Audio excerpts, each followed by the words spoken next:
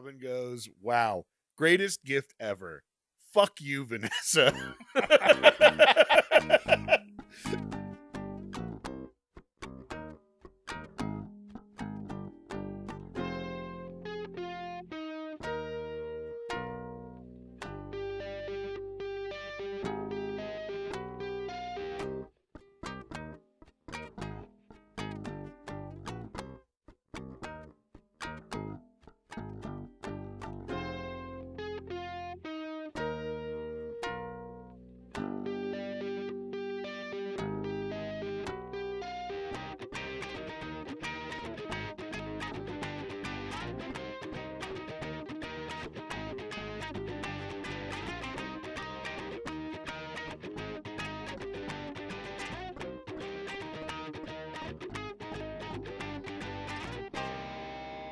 Hey, Upper East Siders and all you scandal-loving listeners out there.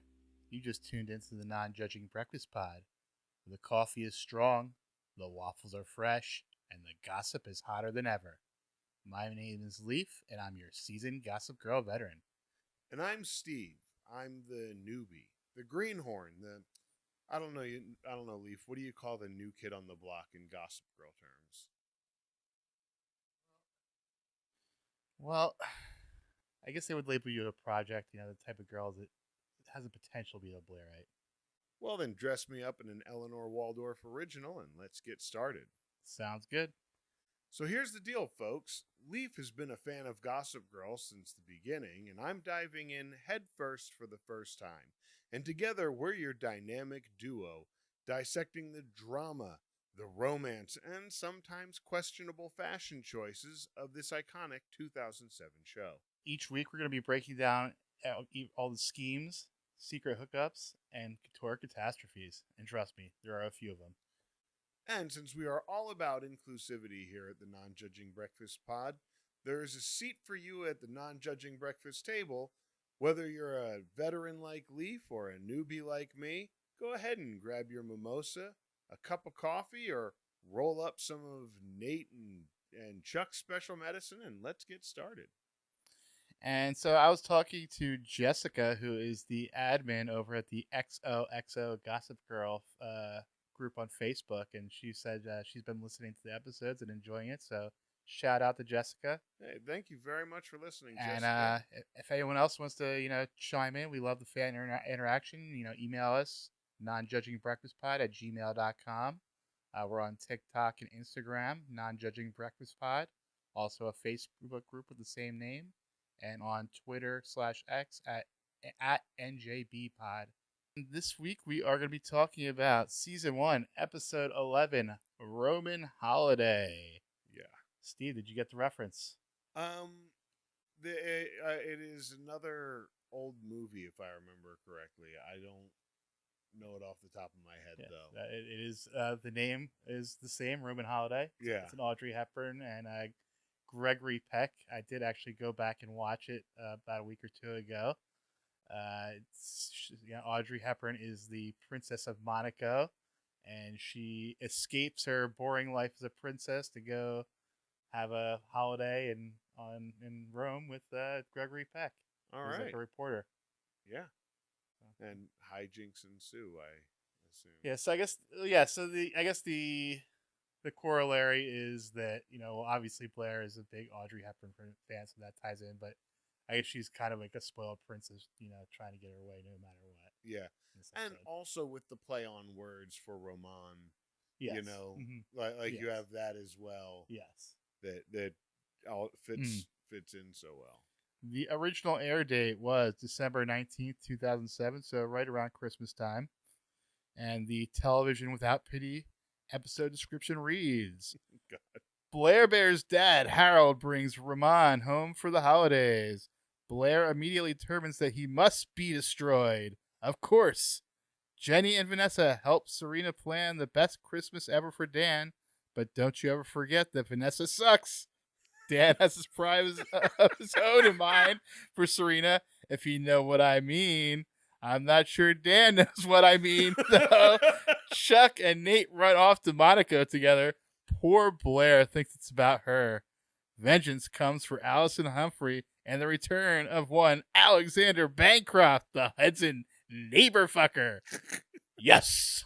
This has got to be my favorite my favorite television without pity review so far. It's a very good one. It is, and it is it is so spot on because, like, despite everything that Vanessa does in this episode, it's still like, no, she sucks. Okay, so the story is by Jessica Queller, who last wrote The Handmaid's Tale. Yeah, and I really like The Handmaid's Tale. I feel like you didn't like it as much, right? I thought we were the opposite. I remember you didn't like it because you kept talking about the male gaze in that episode. Okay. I was thinking of a different episode, but yeah, you're right. It was actually directed by Michael Fields. This is his first episode of Gossip Girl. He did do 3 others in the series. It's been in TV since '85. He's like biggest. He's got like 4 episodes of Law and Order SVU. He did 9 episodes of Veronica Mars, and 14 episodes of iZombie. Huh. I actually meant to watch that and didn't. Yeah, I know Adam was always talking about it, but I never watched it either. No, that's Z Nation. Did he talk about iZombie too? I thought he did. Because I know he and I both love Z Nation, but I could never watch the end of it. Like, the last season kept fucking up on Netflix for me. The episode opens with a Gossip Girl monologue. Hey, Upper East Siders, it's Christmas in New York, and along with the season comes the constant Billard St. Jude's Bazaar, where the only thing bizarre are the donated items for sale. Yeah. Yeah. I don't think my school ever had a bazaar. Act 1 begins. The Constant Choir is back with a rendition of Santa Baby. Dan and Serena enjoy the bazaar. They are being super cute when Vanessa shows up to give Dan an early Christmas gift. Vanessa got Dan published in the New Yorker. The best gift ever, says Dan to Serena's silent chagrin. The Robin quote of the day comes early because Robin goes, "Wow, greatest gift ever. Fuck you, Vanessa." But I mean, I can't really blame her for getting a good gift. It's amazing. It's an amazing gift, and it's the thing that you get for your best friend, and she did nothing wrong. But it's also like that's completely on Dan for saying that right in front of Serena. Right, and Vanessa probably could have waited to a better time to give the gift, but then it would be like, fuck you, why are you giving this to him in private? Like, she can't win at this point. Yeah. What also was funny is that when sure she was like, she probably just found out and was super excited. Yeah, exactly. She really did nothing wrong, but it's also just like, God damn it, you're right there. I will call Vanessa out when it's warranted, but I'll give her a pass in this situation. Yeah, she deserves it, which is why it's. I know I'm wrong, but I feels how I feels. Rufus and Allison arrive at the bazaar and have an awkward run-in with Lily and Bart. Yeah, and Allison, So Lily and Rufus went out on a sham date while you were fucking the other dude. So, like, take it down a notch. And I thought we already went over this too. Yeah. Like, she walked in on them talking about it. Yeah. Like, and why is this a problem again, Allison? Boo. I'm starting to think maybe that isn't the problem, Allison. Yeah, we'll find out later in this episode, I think. But first we have Lily and Bart move into a quiet hallway to have a conversation about taking the relationship public. Yeah. Bart seems all in now. He really has, he's coming to Lily full on, hey, that last thing that you thought was a thing wasn't a thing. And she makes the point of, I shouldn't have to worry at all.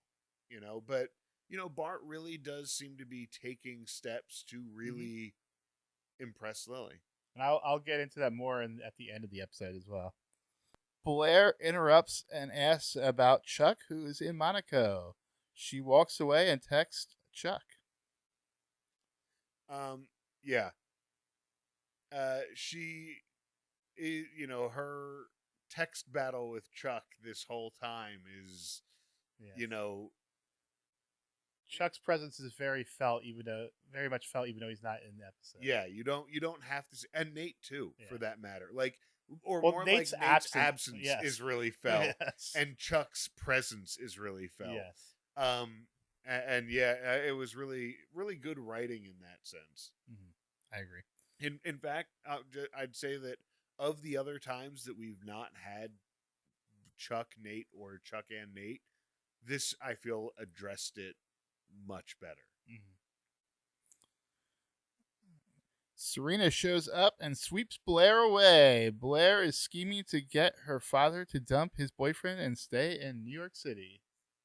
I love that when Serena asks her for help, it's just immediately another Cedric dig. Just buy a new outfit for Cedric and move along. Yes. Yeah, and also, oh Blair, honey, like it's, you see her scheming in this very beginning of, he's gonna stay here forever, and it's like, oh, you're already gearing up for her disappointment. Like, No. you can't expect that from someone, Did you? I guess you did catch there was another Cedric episode reference in this episode. Yeah, true. When she said to buy an outfit for Cedric, yeah. All right, and then Serena shows. We just did that. Blair arrives home to find her father Harold. First time we see Harold in the present day. Both Blair and Eleanor both seem disappointed that Ramon is there as well. Yeah, Eleanor shoots those daggers at Ramon, and it's just like, damn. Yeah. Which, I mean, we'll get into their relationship later. Yeah, we learn about that more. Yeah, exactly. And no shade, no. Obviously, Eleanor is going to be feeling some sort of way about this, and it was previously established that he worked for her, and that they did have a relationship on the Thanksgiving episode. Yeah, So, and then we did not talk about this in episode 9, but did you, now that Harold's here for real, did you recognize the actor John Shea? He's familiar. I can't place him though. The one other thing he's kind of famous for is he was Lex Luthor in the Lois and Clark show in the 90s. Wow. No, I would not even have recognized him from that. I mean, he's been in a couple other things, but that's like the only famous thing he's been in. Wow, yeah. The Dean Cain, right? Yes. That was and yes. Terry Hatcher, yeah. Yes. Okay, and then back at the loft, Dan is reading Christmas cards while the family decorates. He accidentally opens and reads a note to Alison from the neighbor guy in Hudson. Lucy, you'll have some explaining to do. We talk a lot about Taylor Momsen's acting, and there's the old saying that the most important part of acting is reacting. And if you just, I actually went back and rewound and just watched her in the background of this whole thing plays out, and just the way that she reacts and takes in the information and absorbs it, it's just so human. Yeah, it's just so genuine. It does not feel like she's acting in when she does these things, and it's just, it's not supposed to. Yeah, which is just what makes it so impressive. She's 14 for this 14 which is for this 14-year-old. Yeah, right. Has more control than any other actor, any of these seasoned vets, save maybe a couple of them. So that is the end of the first act. Into Act 2, we move to Central Park. Blair, Eleanor, Harold, and Ramon are walking to a skating rink. Yeah. Interesting scene there. when they're walking to the rink, and this is where they're having their two conversations. You have the Blair and her dad, and you're actually seeing this prior relationship that Eleanor and Ramon had unfold. But then, because who doesn't just come up out of nowhere? Some random guy uses his niece to flirt with Eleanor, and it looks like Blair has two dads are going, and her two dads are going to the rink. Yeah. So, yeah. And then I had a note and I couldn't read my handwriting. It was that Eleanor, as mad as she is at Ramon, respects his professional opinion and is still very much listening to him on a professional level. I really like that. It really says a lot about Eleanor's character, how she is someone who has her feelings, but she will always compartmentalize that for business first. Yeah. And then Vanessa and Dan are talking about her gifts at the cafe when Serena shows up with a Patek Philippe watch, which Dan says is way too expensive, so they get sets of ground rules for gift giving. Vanessa offers to help Serena, but Serena declines. Is this when Vanessa says the only gift I gave was to lick the stamp? I think she says. I think this is where she says that. And to me, you're pushing it. You're pushing it. Yeah. The verbiage you're using is pushing it. You have total plausible deniability. She's got a bit of funke in the mouth.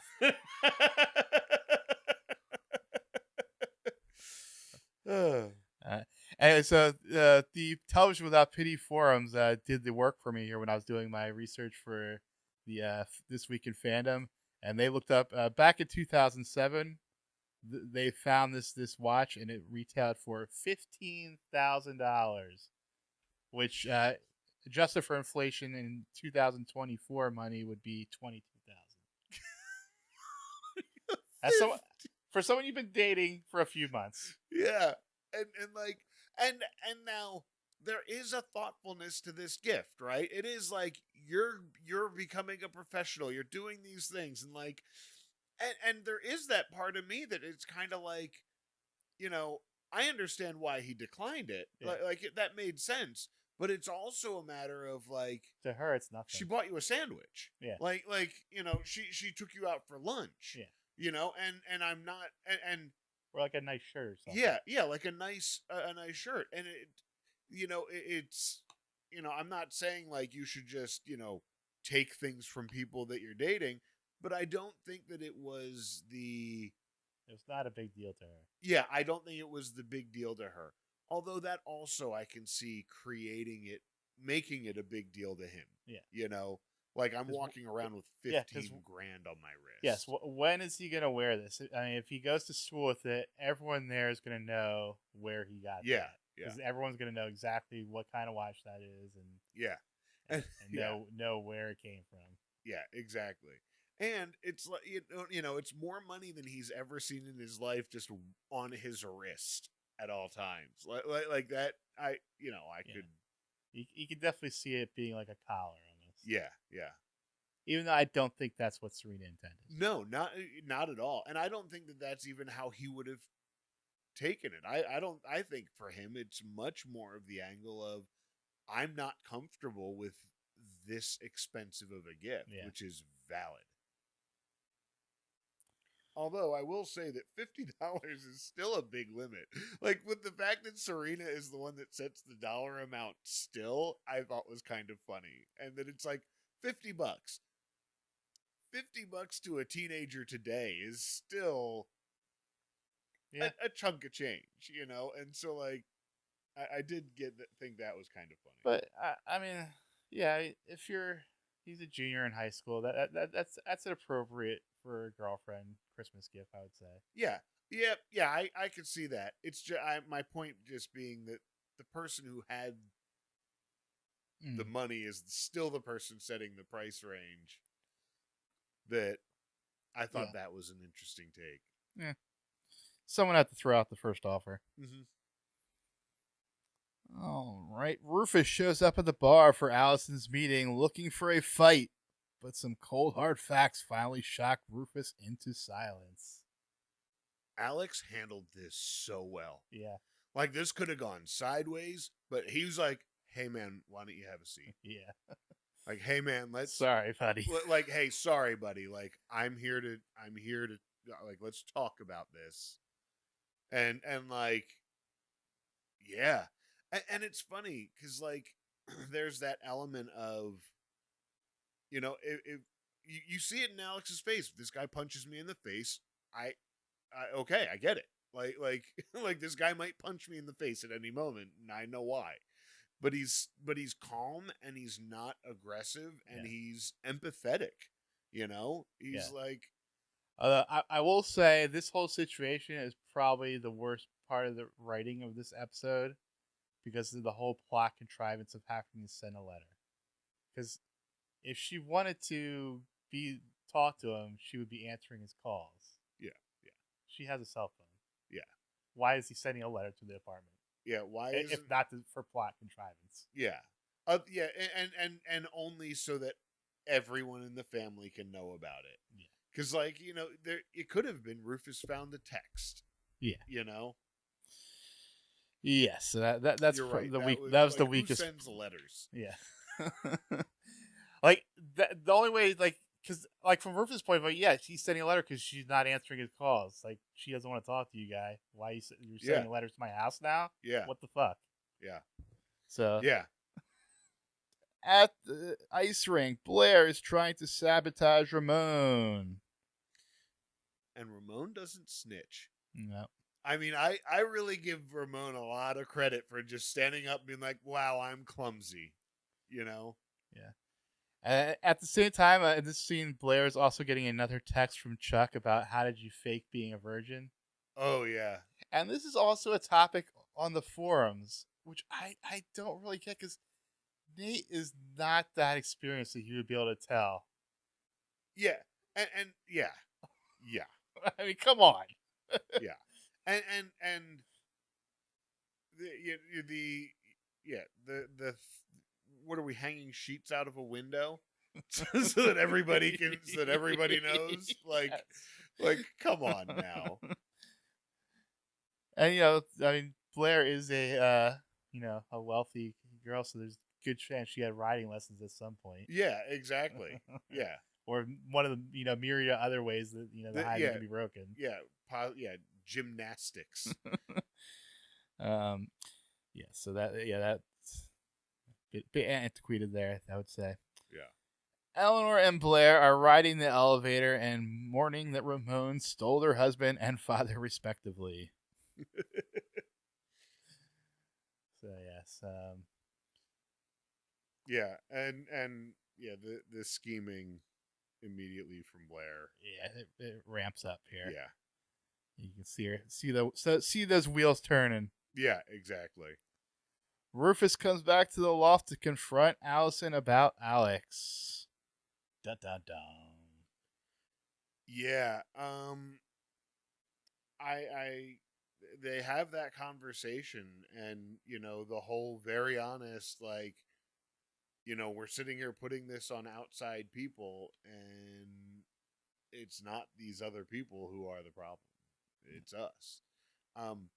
I thought, as far as on-screen breakups go, it was a well-written breakup. It was, two people really realizing that this isn't where they want to be and ready to move on.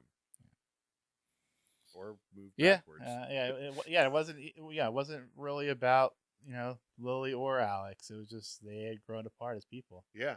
And neither of them were really at a point in their heads that they necessarily wanted to put in the fight. You know, it's a lot of work. Yeah. And they weren't, if you're not there, you're not there. Yeah. Jenny is helping Dan find Serena and make a joke gift and makes a joke about farting. I think something about cutting the cheese there. Oh yeah. Jenny then mentions that Serena and Eric can't have a Christmas tree in the hotel. Dan gets an idea. It's so crazy. It just might work. I love their chemistry. Yeah. I love The brother Jenny sister. and Dan. They come off as such great siblings, and they have such great chemistry whenever they do this shit. Yeah, I agree. Blair asks Serena over to the penthouse to help her gain access to a model listing website. What's $50 gonna get you? 3/4 of a DVD box set.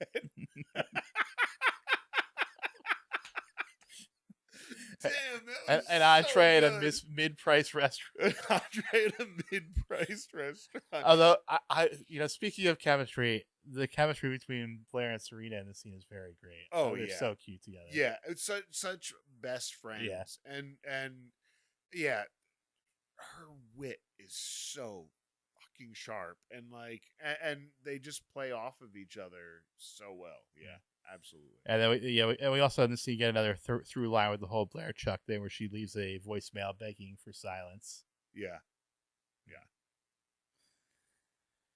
Then Serena shows up at the cafe and humbles herself in front of Vanessa and asks for her help. Yeah. I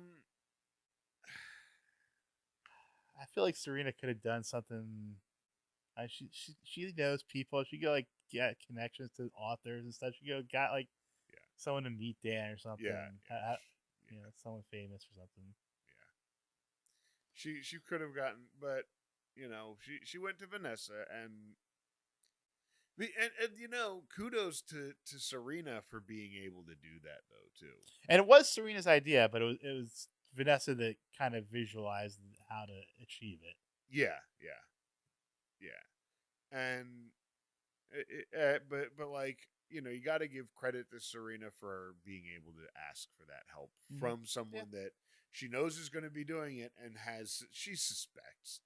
She knows that Vanessa likes Dan. Yeah. She's just confident enough that she's not a competition. Yeah. Which is really one of the big things that I maybe kind of missed when watching it, but one of the big takeaways of this is Serena does not view Vanessa as a threat. I mean, or at least she wants it to appear that she doesn't. Yeah. But I feel like she was, because she was kind of threatened in the beginning with that interaction with the story. But I feel like Serena is just a confident person altogether, and so I feel like that confidence kind of comes back around a lot. Maybe. I kind of think she's a good actress. That's also very true. But I am looking at a different lens that I know it's coming. Yeah. Well, I'm not seeing any of that. Yet.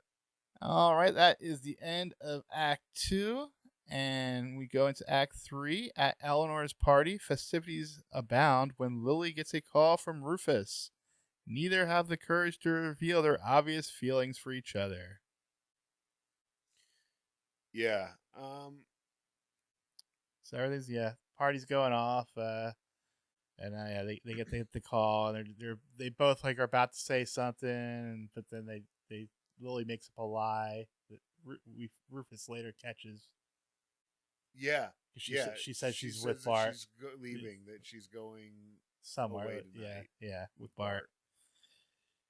And then we go into the man who flirted with Eleanor earlier shows up at the party on Ramon's invitation. Before Harold ran off with Ramon, Eleanor and Ramon were good friends. My note here is, then this rando just shows up. I knew Ramon set it up, but it's still you just met her in the park to ask for directions, and now you're at her party. You didn't think that was weird? he was invited, right? But seriously, Ramon for the win. Yeah. Like Ramon, He knows Eleanor. This is when that really comes through. Yeah. And the whole rundown of this dude's fucking resume. You know, Ramon was like, "Oh yeah, after we left, I looked into him, and here's why you definitely would like to go out with him more." Yeah. Like it was just, he just really came through. Oh, he's not just good looking. He also has money. He's Yeah.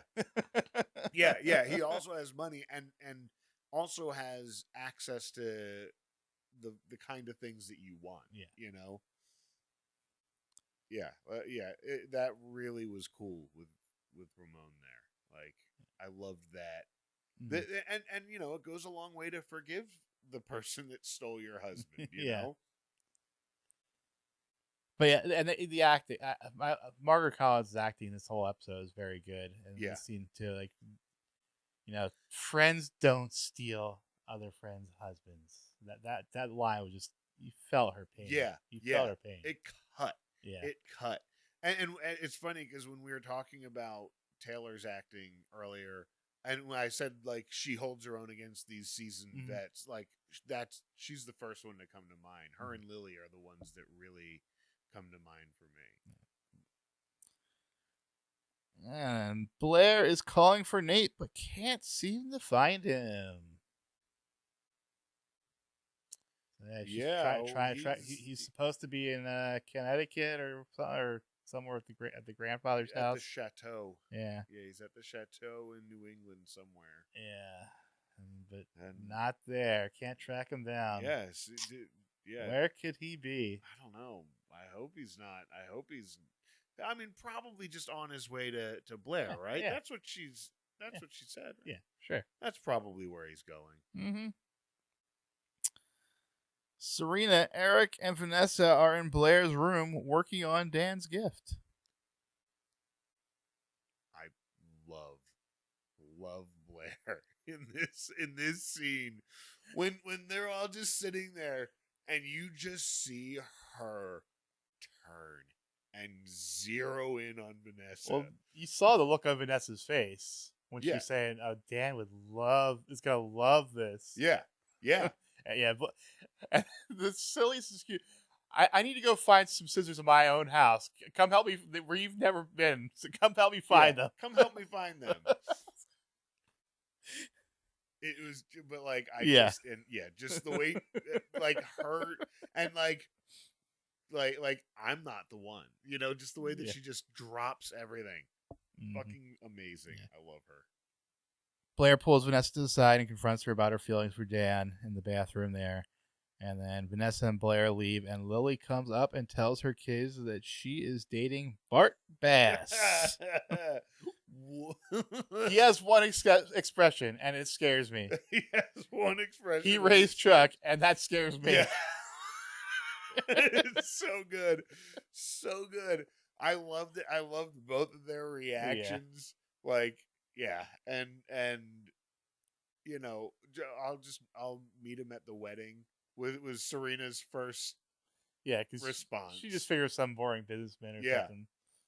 Yeah, I love that scene, but he raised Chuck Bass, and that scares me.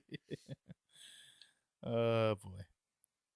Dan and Jenny are carrying a tree down the street, discussing the dissolution of their parents' marriage. So, another good scene with Dan and Jenny. Yeah. Real good, like, big brother, little sister moment, And I love how honestly they talk to each other, how lovingly they have this conversation and recognizing that their family is about to be different. Yeah. Really good. Back at the party, Blair's plans appear to work, but is quickly found out by Eleanor. She recognizes the scheme right away. Yeah, when the ex comes in. Yeah, the other model. Yeah, and immediately and then blackmails him, and then screws him over anyways. Yeah, just plays the guy all the way through, and great job. We see where Blair learns from it, and she points it out later in the episode. Yeah, Blair gets her scheming from me, but she gets her dreaming from you. Yeah. And Harold and Eleanor talk about Blair needing her father. Yeah. Yeah, that was a good scene there, too. Yeah. Because Eleanor is often very, cold and firm and authoritative towards Blair, that she recognizes that there is this thing that Blair really is missing that she really needs. Yeah. And like that she, especially the whole, like, she's not lashing out at Ramon. Yeah. She's lashing out at you. Dan and Jenny are trying to think of a way to sneak the tree into the hotel when Lily shows up with a plan. Yeah, I loved that Lily came by and, no, you're not going to sneak it in the front. Let me go call the guy around back I can pay off, and once again, really, like, coming through for Jenny and Dan. Yeah. And really, like, supportive of all the kids that aren't her own. Yep. All the kids that aren't hers. She's great too. At the gallery, Serena and Vanessa are putting the finishing touches on Dan's gift, and Vanessa leaves wanting to give Serena all the credit. Or does she? I thought it was interesting that Serena's gift was at the gallery. It's just like... Well, I think that was the only place they could set it up with the projector and stuff. Yeah, I just thought it was interesting, like, how to... Like, I would find it weird to lose my virginity surrounded by my mother's art. Well, I don't think that was necessarily the plan. I think that just kind of happened. Yeah. Well, there was a bed there. Well, speaking of that, Serena was trying to get Vanessa to stay. What was her plan there? There was only a bed in the middle of the room. It wasn't a big bed either. I don't know. I'm just saying. Yeah, I'm just saying. Wow. Yeah, that didn't really occur to me. Well, I'm a perv, so I think of those kind of things. Yeah. My counter to that will be that the whole, like, oh yeah, stay. No, this is your thing. I don't think that Serena necessarily really wanted her to stay, but either that or if he hates it, I can blame you. Yes. Harold comes to say goodbye. Maybe she wanted a three-way. Yeah. There, we said it. Harold comes to say goodbye to a despondent Blair. However, in the end, Harold doesn't really care about his daughter and invites her to spend the summer with him and Ramon in France. Yeah, her Christmas present was a room in his new villa in France, and she loved it. Yeah. And it'll be, and she'll still have her dad time, as somebody who spent most of their time with the kids in the summer. I get that, And I kind of thought the sign of the times there that they called it a commitment ceremony. I actually have that as a note that she says, "What's next? A commitment ceremony?" Yeah. And I had quickly did the math and, like, realized, like, oh yeah, like the Supreme Court only ruled that in like 2013 or 2014. Yeah. Like, so yeah, like it was not legal nationwide to have same-sex marriages. Yeah, I'm not sure what the laws were in France at the time, but yeah, I wouldn't be surprised if it was already legal there. But maybe, yeah, I don't know. But also maybe not. Yeah, I think that France can be kind of religious as well. Like, they can be, but like not with the laws. Yeah, I don't know much about France. Okay. And then, like, the song that starts playing in this scene and carries over to the next scene is Band of Forces, the General Specific. So I'm a big fan of them. Which band is it? The Band of Forces. Oh, I actually don't know them that well. They're an indie band. It's actually surprising. They're very cutting edge to be in a show on 2007. So cool. Josh Schwartz bringing out his indie collection. Yeah. And yes, Dan arrives to find his gift: sex in the snow.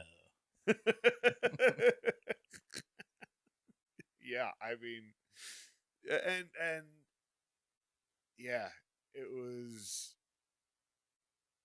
good scene, and it's time. Good on them. Yeah. Good job, guys. Yep. Now make sure you tell Vanessa about it when you're getting coffee tomorrow. Yeah. 'Cause- In great detail. Yeah, in great detail. That is also okay, so we go into the epilogue here, and Dan and Serena wake up in a bed of confetti. This is Christmas Day, so December 25th. I looked up when sunrise was, and sunrise is 7:32.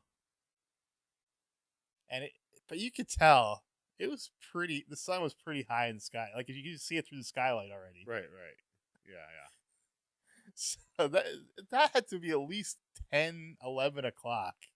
Yeah. And they're not expecting people not to be awake on Christmas morning. Yeah. But whatever. Apparently, Eleanor also got laid last night. Her new friend Jack is sneaky out when Harold and Ramon walk in. Blair arrives and now loves Ramon. Yeah. It doesn't take much to flip Blair's switch. Yeah. It just takes stuff. Yeah. It just takes some kind of advantage, money, or power. Yes. And then she'll like you a lot. Serena arrives back at the hotel to find the tree. Yeah, so she gets her gift. Yeah, she gets her gift back at the house, which Dan isn't there to see or to. It was but nice. she loved it. Yeah. She loved it. And then Dan gets back to the loft and has the biggest grin ever. His spirits are quickly dampened when Rufus says he needs to go take care of some business. Oh, on Christmas? Yeah, it's fucking Christmas. Like, art never rests. Can't you all just be here to tell us about this shit? Yeah. And then everyone is happy and festive at the Waldorf penthouse. So yeah, all is well as ends well. Blair now has two dads. It was sweet. It was sweet that she gave Dorota a phone. Yes. To keep in touch with her so they can text each other. Yes, Dorota's becoming more of a character. Yeah, and I like that. Alison tells her kids that she is going back to Hudson. Yeah. Yay! Woohoo! And then the Vanderwoodsons plus Bart are exchanging gifts, and Bart proposes to Lily. Yeah. Yeah, like I said, he's all in. Well, this is where I teased earlier, where I said he is taking an effort.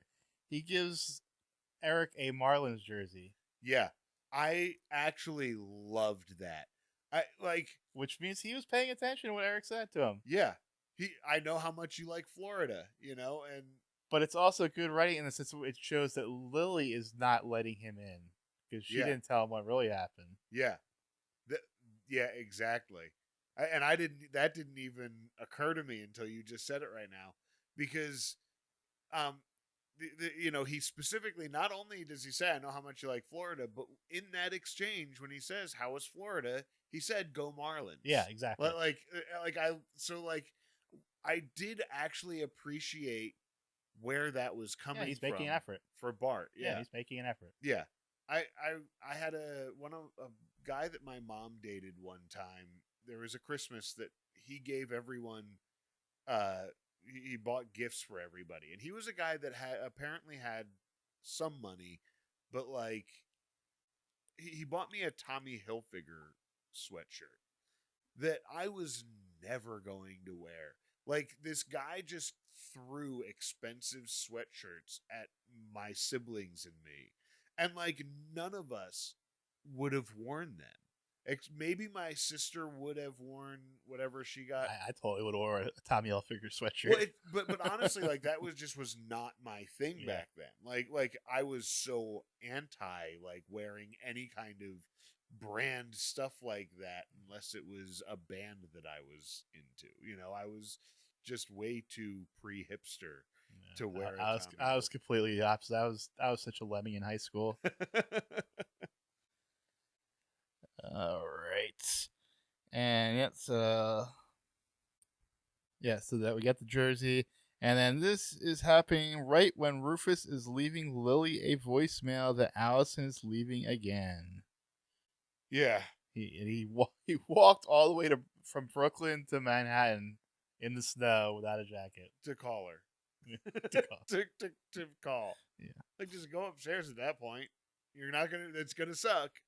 It's going to suck. Yeah. But at that point, just go upstairs. Yeah.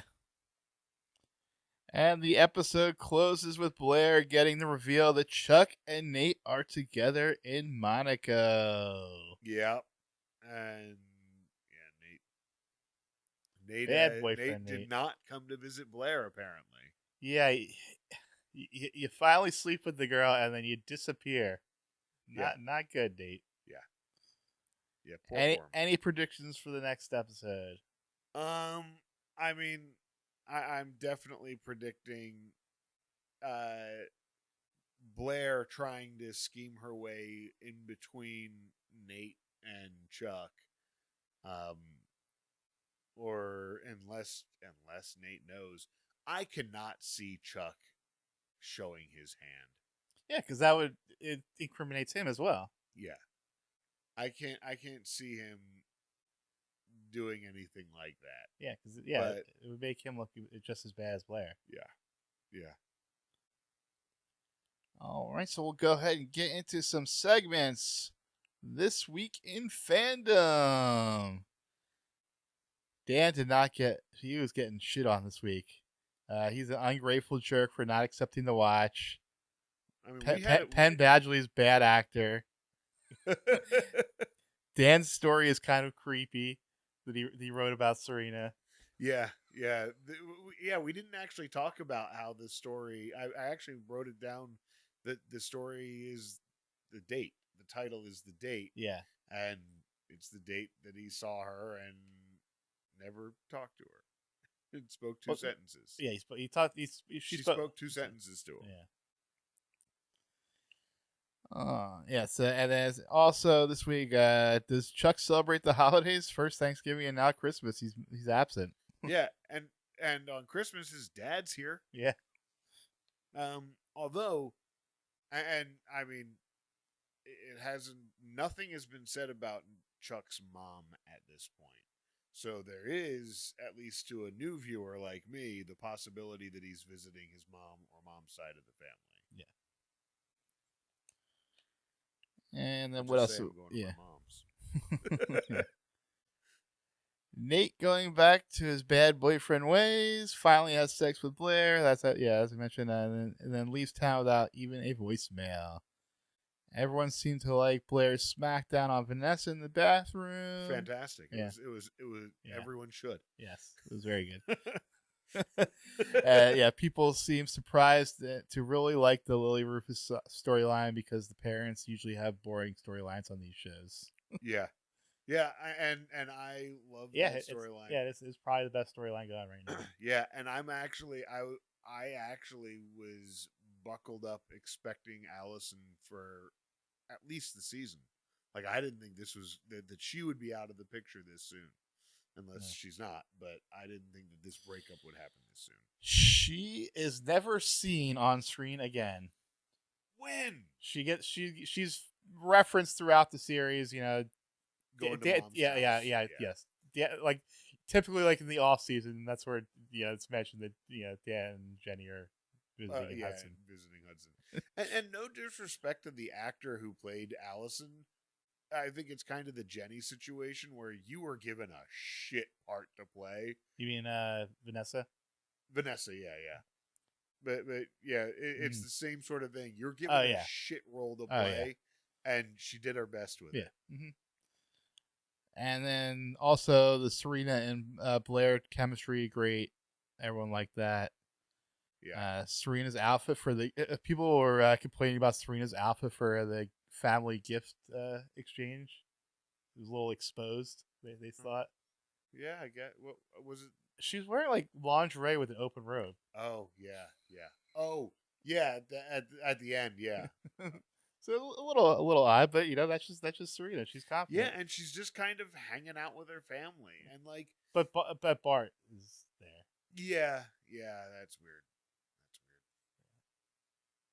That's uncomfortable.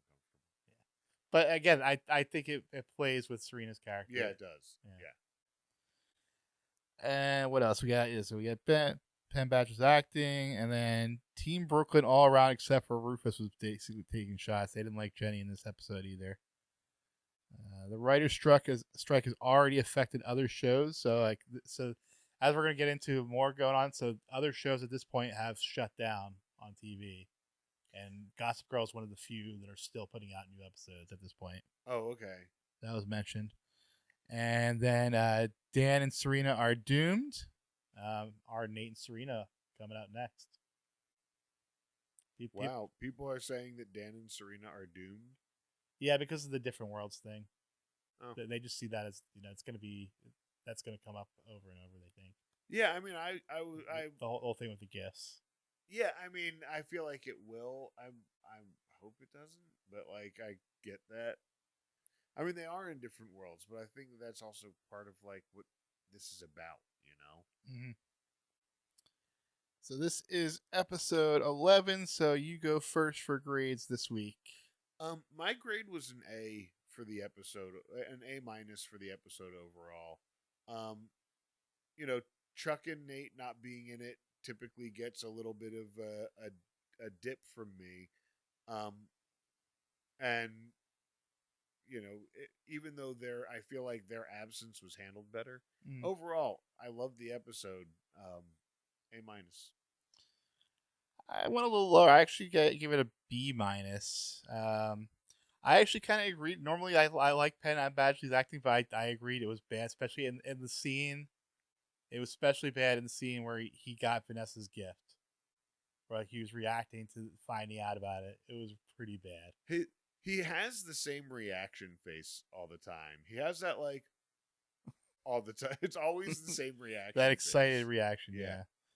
And so that's the whole the storyline with him and Jenny was okay. Like the first part was good, but then it kind of dragged on. They didn't need the second scene of them dragging the tree, and then the whole so it was a good episode overall, but still not an A episode. That's fair. What about for Stockwatch? Who do you got going up? Well, up. I mean, Dan went up. Something's going up. Something went up. So yeah, Dan and Serena are both going up.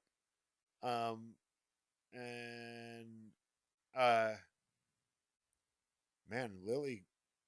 Well, she didn't really go up. She just kind of is in a decent position right now. You said Serena too, right? I said Dan and Serena.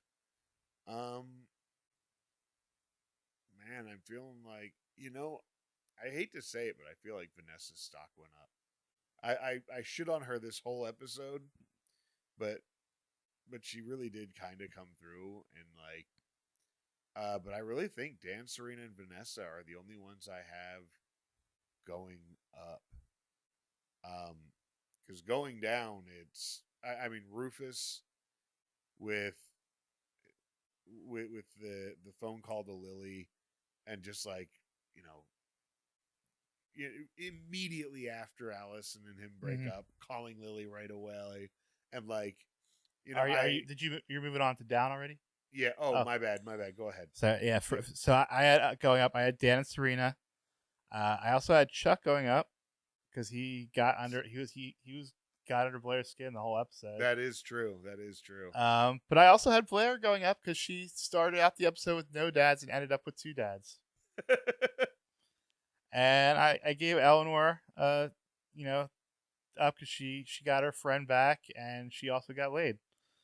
And also Harold and Ramon because they seem like a happy couple and they got a chateau in France, so good for them. You know what? I actually want to add Eleanor to mine too, because you're right. She got her friend back.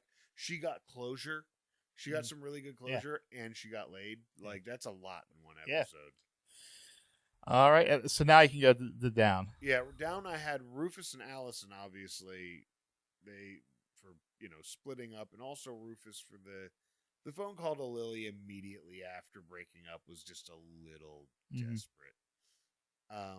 And then I actually had Blair going down because her scheming backfired, and was, the way that Eleanor outplayed her in that, and she was, aside from the flawless Vanessa scene, Blair was on the ropes with Chuck the whole time.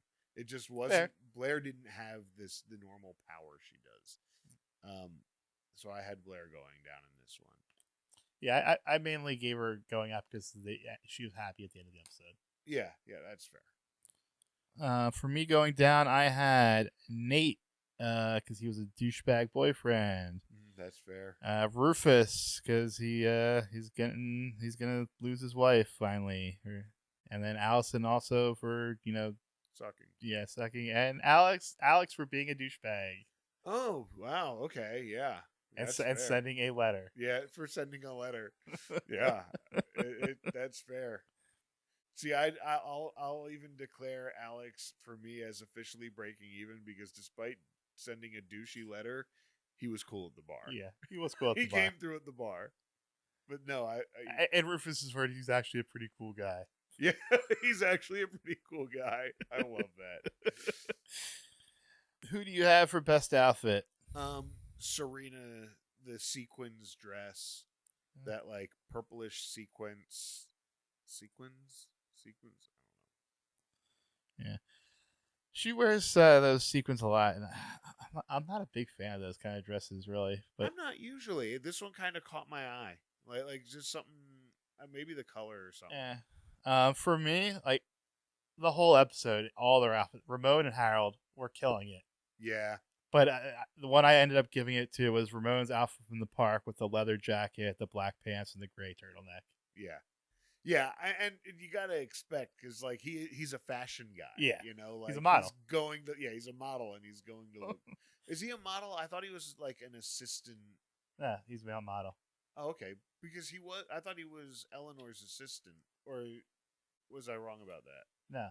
Oh, okay. He was a model that worked. She just said, "I work with this one." Oh, okay. And you have any plugs? I do. I actually have a couple gigs coming up. May 10th at Fat Lady Brewing in Manayunk, and then July 19th I will be playing the Hypes Love Fest also at Fat Lady Brewing in Manayunk. So come on out. All right. Make sure you check that out. So I guess the new thing that I've been watching, I started watching. It's kind of late on the bandwagon, but I started watching Star Trek: Strange New Worlds. So how is that? It's good. I've only ever watched random episodes of every Star Trek. I haven't watched the whole series.